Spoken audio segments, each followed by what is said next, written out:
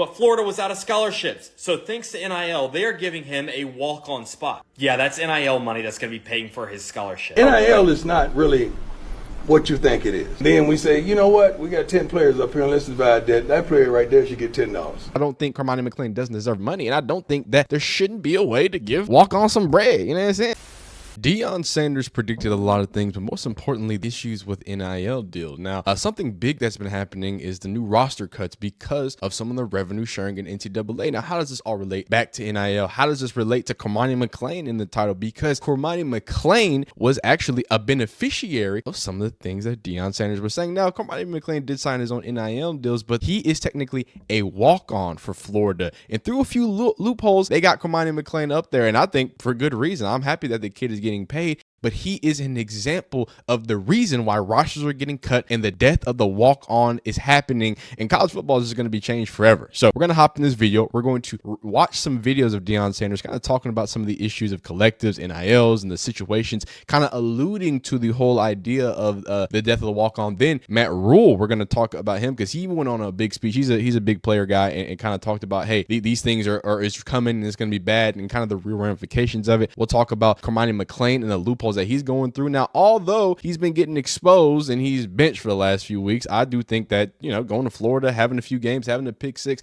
I think he might be on a good trajectory. He did nothing wrong. Don't worry. I'm not here to get mad at Cormani McClain. He is an example because he's probably the highest notoriety of this type of NIL walk-on deal that's kind of muddying the waters and forcing the NCAA to cut rosters. And I think it's a conglomeration of a lot of things, but we're going to get into it. So let's hop in and listen to what Deion Sanders said. I believe this is like a year ago. Like he's always just been on the money, and he's going to talk to you about some collectives and kind of what that has done to the landscape of college. Not really what you think it is.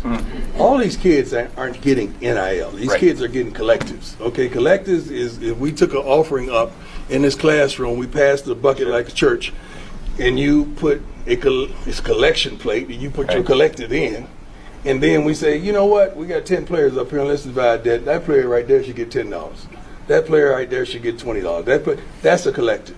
Yeah. NIL is a name, image, and likeness. Since I got time today, I want you to tell me how many players in college football that you've seen on commercials. 2. I got time today. Let's go. How many? See Travis, Shiloh, Shador. Oh, yeah. Don't forget the kid from USC, right? Caleb, right? Kaylin Clark. Who? Kaylin Clark. Yep. Go next. Go next. Haven't seen it, but show me that commercial. Yeah. The 5. But everybody's talking about NIL. Right. Say NIL. That's all you've seen. All these college athletes, and you named 5 people. This is not NIL. This is not the day of NIL. That's what it's supposed to be. Mm-hmm. But it's collectives. And that's where it went wrong instead of staying right. I wish it was NIL so the kids could earn it, because now you got a ball for a CEO to invest in you. You think I'm going to have, just say, $100 million company, and I'm going to invest in a college kid that I don't know nothing about, right, and he could be in a deer in a headlight and get drunk after the game, and now my company brand is on it. There's no way. I mean, just elite foresight, but I don't think that's a big thing for Gary. We're going to go deeper into it, but here is kind of how that breaks down with Cormani McClain. Unlocked a new loophole in college football. They just landed Cormani McClain in the transfer portal. He was a former 5-star recruit, like top defensive back in the country out of high school, but went to Colorado. Then he was in the transfer portal, but Florida was out of scholarships. So thanks to NIL, they are giving him a walk-on spot. A walk-on spot to a former 5-star?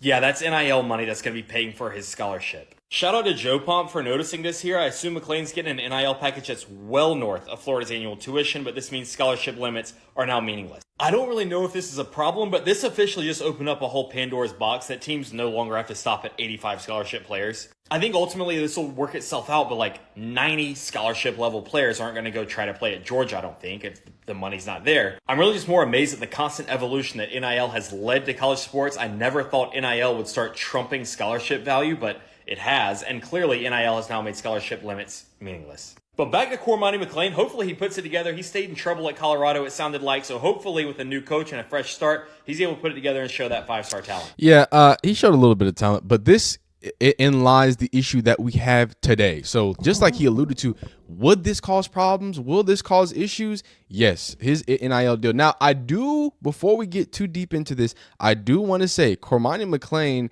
actually does have NIL deals. So let's not get it messed up. November 5th, Green Leaf Inc. And I don't know what they're doing. So basically, I forgot. They're a conglomerate. They find content creators and they get matched up, make content and stuff like that. Here he is pairing up with, actually, no, this is some volunteering stuff. So he's doing positive volunteering stuff. But so he does have some NIL deals. He has had them. You can see them on his page. I think he had a few more on here. I think this is just the main one. Yeah, excited to announce my membership. So that's good. And a lot of positive stuff from Cormani too, right? So he does have NIL deals. One, I think, but to be able to afford to go to Florida and be in that extra walk-on spot is the reason that we're here in this situation where we don't have walk-ons. We're going to listen to Matt Rhule be's no scholarship limits, right? And how that has evolved into, oh, well, we just don't need that many roster spots. And if y'all just going to pay walk-ons, this is how we've gotten to where we are. I'll let Matt Rhule talk about that. I mean, it's just, I can't imagine what's going to happen in the next 6 months. And if you're like a coach who's really cares about people, you're going to have to tell guys at the end of the season, like, hey, there's no spot for you here next year. So the guys can go and find somewhere else to go. And like, you have some players probably who are like, I'm not touching the ball enough, or I'm unhappy. And they're like, I'm going to go in the portal. And you think about the effect that's about to happen. The portal's already flooded. So we have 150, and we need to go to 105. That's 45 guys. Now I know some seniors, but we'll add some guys. Just think about 20 to 30 guys from every school having to go into the portal, and the effect it's going to have on FCS, and then on Division II, and then on NAIA and Division III. It's going to be, so to your point, when Marquise and Jamari say, hey, we want to come back, that's 2 more people now that can't be here next year. Like, if you really think about it, we've outlawed, legislated the true walk-on programs in college football. There's kids that love this place, and this will be the last day they put their pads on. And there it is. There it is. The walk-on is dead. Now, what that means for the greater workings of college football, I think it's okay. I really don't think it's that big of a deal.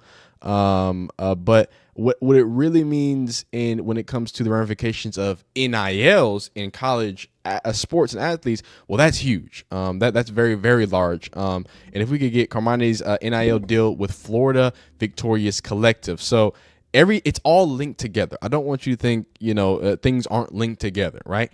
The fact that a collective can pay a walk-on past the tuition, effectively giving them a scholarship for nothing that they've done. He's just a 5-star guy. He didn't show. He showed some good stuff at Colorado, and I'm not here to again. This is not about negative on Cormani, but because of his name, right, and him and everyone obviously seeing that, Florida is doing a loophole. They are clearly paying him. We looked at Cormani's page. I saw one NIL deal this year. I saw it. That's it. It was approved in practice, whatever. Hey, lots of charitable things, a lot of good things. Hey, I like to see that. First off, Cormani, shout out to Cormani McClain. Don't get too mad at him. He out there doing the good stuff. All right. But what I didn't see was NIL deals. What I don't see him is in commercials. What I don't hear about him is having NIL deal signs XYZ. Now the Colorado team does. They're on commercials. And I mean, that's for other reasons, seasons and situations. And I don't think Cormani McClain doesn't deserve money. And I don't think that there shouldn't be a way to give walk on some bread. You know what I'm saying? Slide on some whatever. But clearly, this is the reason why we're in the current situation with NCAA cutting at all walk-ons. The death of the walk-on athlete, NIL Daily. I'm going to read through this article a little bit and kind of talk about some of the ramifications and where we stand as far as walk-ons and really what they look at, because even if it was just going to be extra 50 walk-on spots or whatever it be, or scholarship spots if they wanted to pay them, if they wanted that type of depth. I mean, I can get a few people paid. The House versus NCAA settlement has captured national headlines for its transformative impacts on college athletes. The preliminary approved settlement is scheduled to revolutionize the NCAA structure starting in the 2025-26 season, as colleges will, for the first time, be allowed to compensate their athletes directly. The language in the settlement enables schools to opt into a revenue-sharing agreement, allowing each athletic department to pay their athletics from a pool of $22 million annually for their participation, i.e., welcome to the cap in NCAA. For the first time, okay, The public focus on the settlement has largely surrounded the new $22 million expenditure for universities' athletic departments. The new challenges it will present from a revenue generation perspective and a new professional front office style approach college programs will have to take towards player recruitment. However, lost in much of the discourse is a discussion on the implications of the new settlement's roster limits that could impact a significantly greater quantity of collegiate athletes. As a companion piece of the revenue sharing model, NCAA has provided another provision that limits roster sizes for every sports team. Those who opt into revenue sharing are mandated to follow the new roster size rules. I know you're asking things. No one asked, hey, why would they do that immediately following that? Because when it's operated like a business, it has to be run like a business. And businesses run off cutting as many expenses as possible. And a walk-on is just an expense in their eyes. If they need and have $22 million, right, they don't even want to risk having the idea of a Cormani McClain and having an extra. Now, again, Cormani McClain is probably going to be one of the walk-ons that gets paid, right? Regardless, because he's a 5-star, they wanted him there. But theoretically, right, this whole loophole situation, right, it cannot happen for anybody else unless it's under these guys starting in 2025. So Cormani McClain got a deal. Lucky man, the last of its breed, but it was probably also a big red flag as to, and he probably, I guarantee you Cormani McClain wasn't the first only, and not the only this year, but again, the biggest name. He draws it out, and we can point to him and see, oh, this is what it means for the death of the walk-on. It's not that, walk-on players are going to be gone. They're D3, D2. It just is what it is. Those spunky guys, the Stetson Bennett's, right? It's not going to make sense because at this point in 2025, it's becoming professional sports. It is now a business, and it's about profit. So here are some of the roster cuts here. Average roster size exceeds roster limits in many sports. Statistically, a typical D1 school will have 8 different teams, cutting 40-plus roster spots, about 7% of their student-athlete body. That is crazy. Previously, the only restriction on NCAA rules rosters was scholarships, not size. And again, they completely eluded that. This is where the Cormani keeps coming back. You know what I'm saying? It's not about the number of people. It's about scholarships versus size, right? They know with collectives, they can't limit it. They're just gonna keep giving money away to these walk-on people. So if they can chop the numbers down and they can secure some of those profits, right? It makes things a little more interesting, right? It makes things a little more profitable, if you will. If they're trying to pay for volleyball and water polo or whatever. Look, women's basketball, men's basketball, and football are going to be phenomenal. It's all the other sports that are going to be truly affected and deadened when it comes to this walk-on athlete death. It's not about just football. This is a greater attack, and I don't know, attack's kind of a crazy word, but a greater destruction of collegiate athletes and the idea of people wanting to go do it. Because now instead of, oh, here's a walk-on, well, we don't have any walk-ons to give you, dog. We can only have paid spots because this is a team now. This isn't a developmental place. I'm not gonna have my all-time snapper who's a coaching assistant who's trying to become a coach. I'm sorry, dog. We don't have space for you. It is what it is. And shout out to Cormani McClain. Like I said, he is going to be one of the last beneficiaries of this. But little thing. The general concept is coaches are flocking out of college to try and get to the NFL because there's more rules around what you can do and pay kids and whatnot or anything like that. Well, that's not the reason. The reason they're flocking because the sanctity of the game. Mm-hmm. They want the game to stay pure and wholesome when all the kids are getting paid, and many don't think that those kids love it because they're getting compensated to do what you should want to do for free. But I absolutely love it. I think the kids should be compensated. Sure. I think we got to put some guidelines and some rules in it. Now, that's what I'm saying is that in the NFL, there's guidelines and rules. And that's the end of it. It's the rules and the guidelines. And Deion Sanders has been saying it for years. He predicted the issues and problems. He told you it was getting out of hand. And the collectives really are putting people in certain situations in odd places. But right now, we're looking at the death of the walk-on. We're looking at the Cormani McClain deal just being the only way it can be. All walk-ons need to be paid. Rosters are getting slashed. No more Stetson Bennett's, and it's a weird place to be in college football, but it's the evolution, man. So I really appreciate y'all watching these videos. If you enjoyed it, leave a like on this video. I know it's a little different. It was a more of a we went to a lot of different places and spaces here and kind of talked about different things and different minds. So if you like these types of videos, leave a like on it. If you don't, dislike it.